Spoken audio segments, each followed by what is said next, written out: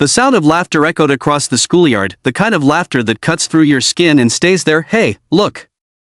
There goes the bike girl," someone shouted, followed by a wave of giggles. Lila kept her head down, her fingers clutching the straps of her worn-out school bag.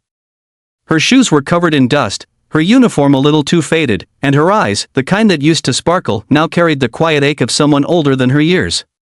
Just a few days ago, she had been proud of her little red bicycle, the one her father gave her before he passed away.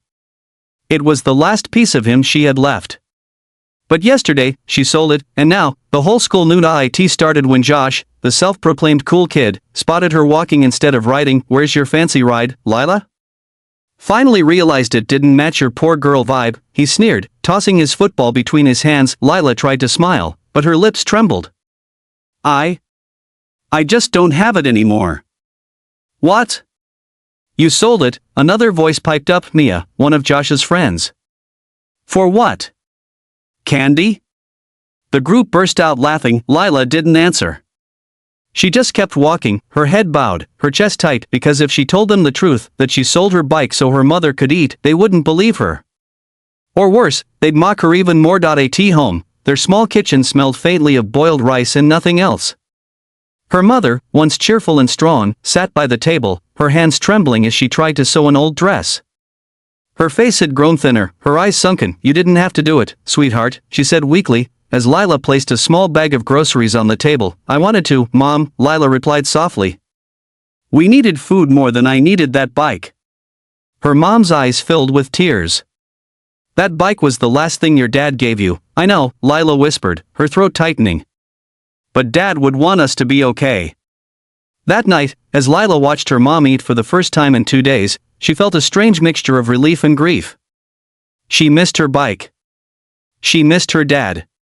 But most of all, she missed the days when life didn't feel like a mountain she had to climb alone. The next day, Josh and his friends spotted Lila again, walking, as always. "Hey, Lila!" Josh called out. "Maybe you can borrow a scooter next time. Or should we start a charity for you?"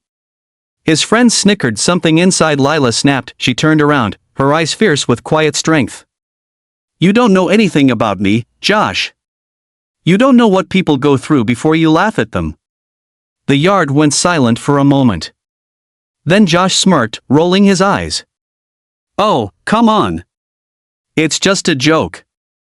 But the truth was, something about her tone, the sadness beneath her voice, stuck with him. A few days later, fate decided to twist the story. Josh's mother, a volunteer nurse, was visiting the local community shelter.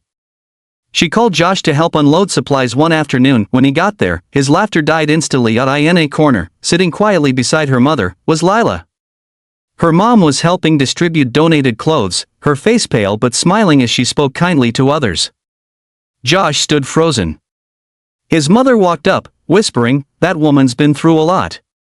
Her husband died in an accident last year, and she's been struggling to find work.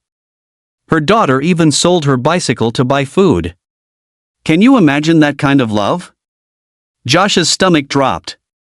His hands went cold. That night, he couldn't sleep. The image of Lila's tired eyes, her soft voice saying, "You don't know what people go through," kept replaying in his mind. The next morning, something unexpected happened. When Lila reached her locker, she found an envelope taped to it. Inside was a note that read, "I'm sorry. We were wrong. You're stronger than any of us." And beneath it, a small keychain with a tiny red bicycle charm. She looked around the hallway, confused, until she saw Josh standing at a distance, his hands shoved in his pockets.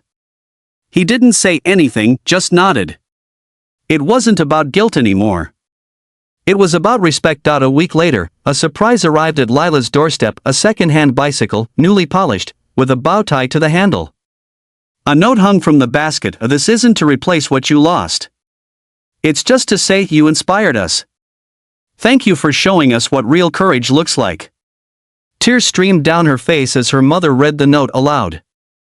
For the first time in a long while, Lila smiled without forcing it. She rode that bike through the neighborhood that evening, the wind against her face, her heart lighter than it had been in months.